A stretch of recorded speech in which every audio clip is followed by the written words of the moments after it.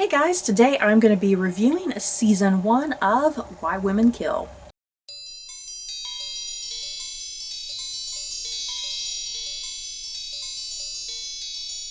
So before I do head into my thoughts and feelings on Season 1 of Why Women Kill, heads up, quick disclaimer, I am going to have absolutely no spoilers in this video.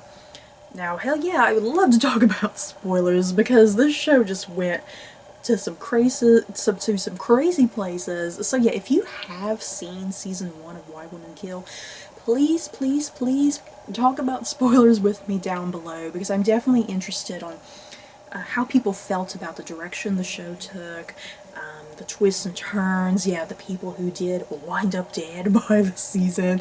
Yeah, I'm very curious how people felt about kind of how things kind of played out by the season's end.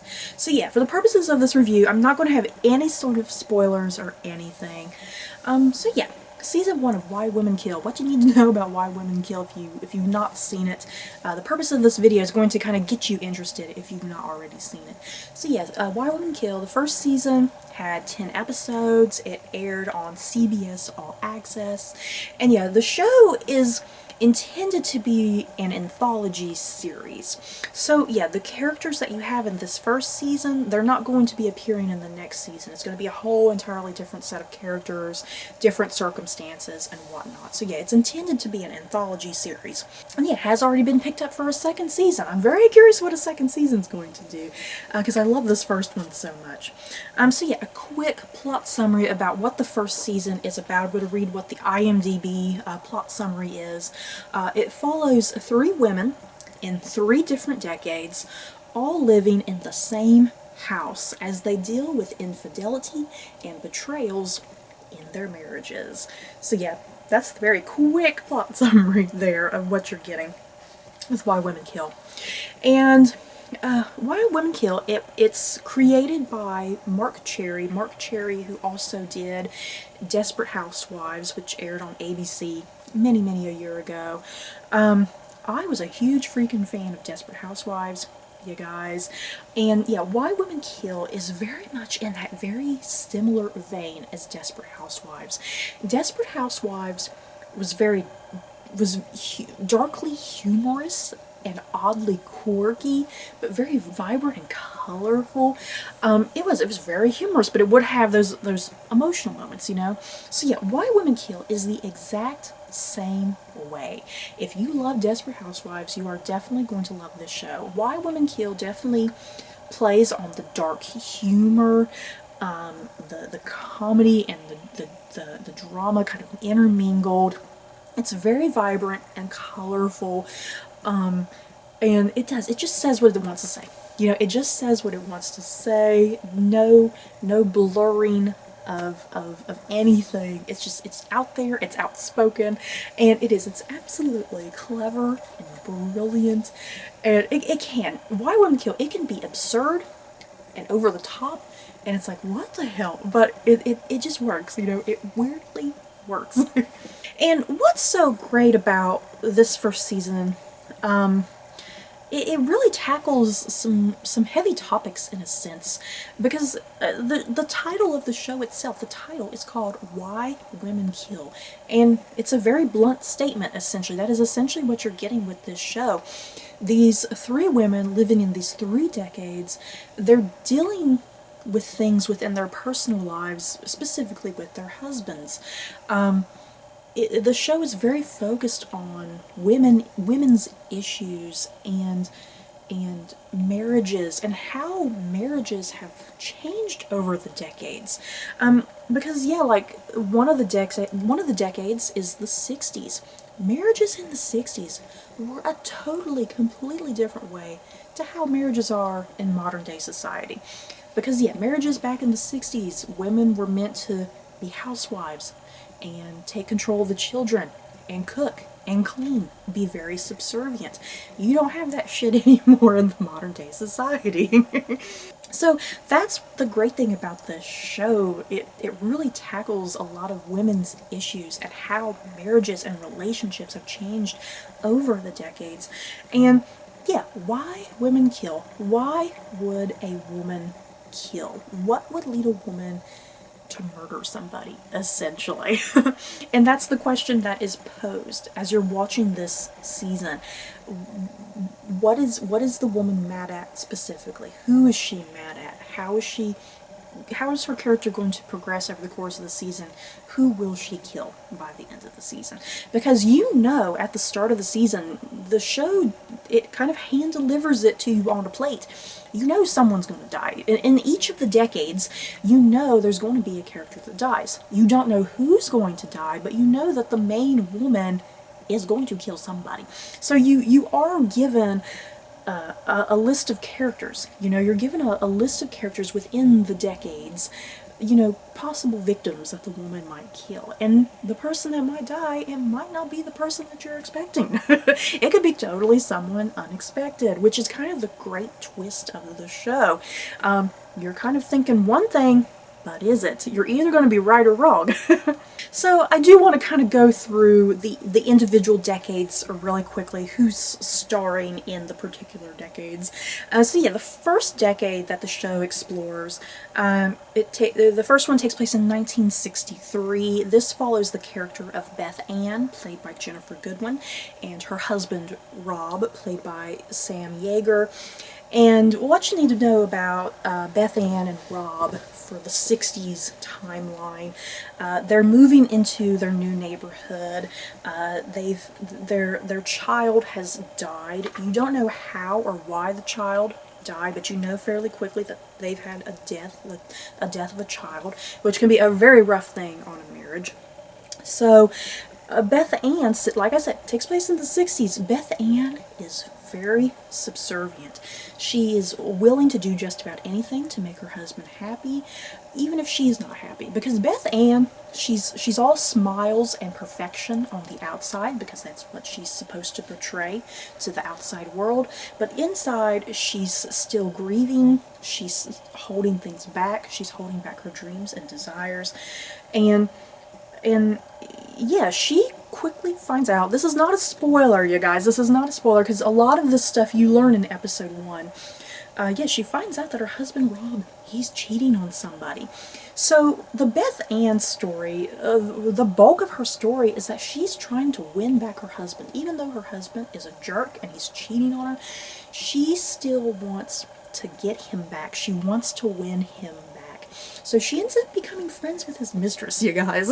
She becomes friends with his mistress, which actually provokes a lot of interesting plot lines that happen. So that is the 1960s plot line. I loved seeing Jennifer Goodwin in this role, you guys. She was absolutely brilliant with it. And then the other timeline, we have 1984. We're flashing forward to the 80s. We have Simone, played by Lucy Liu, and Carl, played by Jack Davenport. And like I said, once again, this is what you find out in the first episode, essentially. Simone, she finds out that her husband, he's gay. He's been having affairs with men behind her back. So that's kind of the problem there that she's facing. And yeah, of course, she's very upset and angry. You know, her husband's been doing this behind her back and whatnot. But her story actually does go to some very interesting places with the relationship with her husband. Even though she's upset at first that he's gay and he was hiding all this, she actually becomes very good friends with her husband. And that's kind of all I'll say with that. And yeah, the character of Simone, like I said, played by Lucy Liu, she's very flamboyant and colorful and out there. She's a socialite.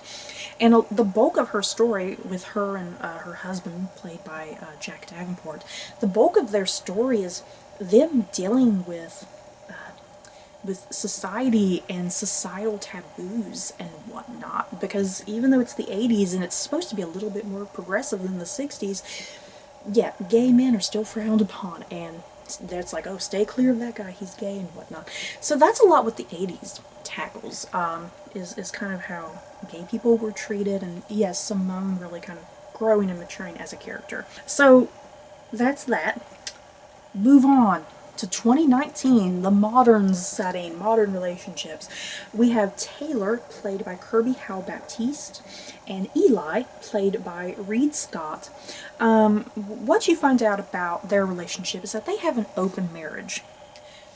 They don't just date each other. They don't just sleep with each other. They'll date and sleep with anybody else. It's an open marriage. It's okay. It's what they've agreed upon. And this actually causes some problems, you guys, because in comes a young woman named Jade, played by Alexandra Daddario. Jade comes in, and this is kind of like a girlfriend of Taylor's, and Eli at first is a little jealous and unsure, but he kind of starts warming up to Jade as well. So yeah, Taylor and Eli, the bulk of their story is that they've invited Jade into their home, but Jade is still essentially a stranger. They don't know very much about her, and this causes a series of problems that escalate to the finale and whatnot. So yeah, that is the big bulk of what's going on. You have the 60s, the 80s, and the modern day, and it's all just so flawless. The scenes never feel abruptly cut off or anything. I feel like as you're moving from the 60s and the 80s and the present, the scenes all just kind of transfer and move along in a nice pace and a nice flow, because there's always kind of something that connects the three stories in a weird sort of way. Because even though relationships have changed, even though women have changed through the decades, it's like there's still issues that have been in the 60s and the 80s and the modern day. You know, like drug use, alcohol use, those things are still around, you know. So yeah, I loved how the show intermingled the decades and whatnot. And it never felt abrupt, you know. It didn't feel weird or strange or anything, having these three different timelines within the narrative, and yeah, it never got confusing or anything. So I did. I really freaking loved season 1. You guys, I was very impressed. I initially was not even going to watch the show, because I was like, is this something that I'm going to like? Is it not going to be as good as I'm thinking? So I am. I'm very glad I gave the show a chance. I was very impressed. It just went above and beyond my expectations. I was hooked. You guys, I was hooked every single damn week, just episode after episode after episode. Never bored. I feel like the episodes, it was kind of the perfect amount with 10 episodes. It really gave time for the stories to flesh out, the characters to flesh out, to kind of build up that suspense and build up, you know, the narrative of, okay, who's gonna kill who, how are they gonna die, why are they gonna die, you know. And it kept you guessing, you know. That was kind of the part, that was the fun of the show, was kind of guessing, okay, who's gonna be the person who dies in this decade. So you guys, have you guys seen season 1 of Why Women Kill? Are you interested? Like I said, if you've seen the show, definitely talk about spoilers with me down below, because there is so much to talk about. That finale, you guys, that finale was absolutely brilliant and clever. I liked how they built up to kind of how you know, to all the big major deaths and whatnot, just how it all played out. It was absolutely clever and brilliant and so well constructed and put together. So you guys, please share with me your thoughts below. So you guys, that is it for my season 1 review of Why Women Kill. I could definitely spend a very long time talking about this show, because there's just so many little nuances to it that can be explored and analyzed and whatnot. So you guys, please share your thoughts with me down below, and don't forget to like, comment, and subscribe. And if you like this video, you may like these other videos.